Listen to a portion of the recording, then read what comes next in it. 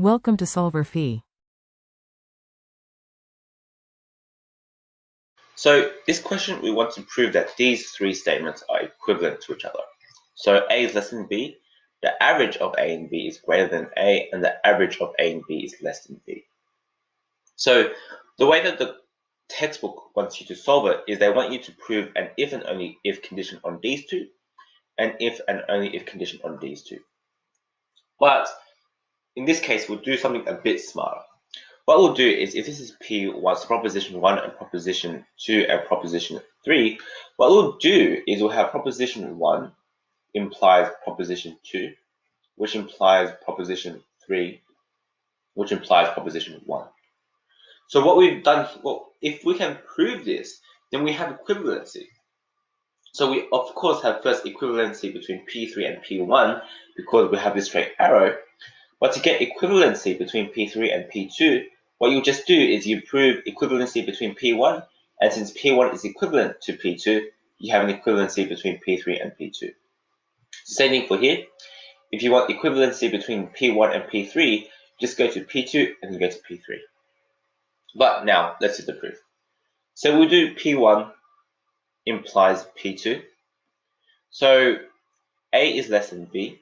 So if we add B to both sides, we have A plus by B is less than 2. Oh, sorry, we want A. So we add A on both sides. Add A on both sides. So B plus by A is greater than 2A. Then we divide by A. We divide by 2. So B plus by A over 2 is greater than A. So hence we have proposition 2, which is proposition 2. So we've successfully proved this one.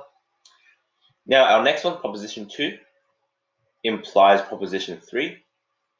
So proposition 2 is A plus B over 2 is greater than A. So we'll multiply by 2. So A plus by B is greater than 2A. Moving A across, B is greater than A. Then adding B on both sides. So we have 2B is greater than A plus by B. Dividing by 2, we have that A plus B over 2 is less than B.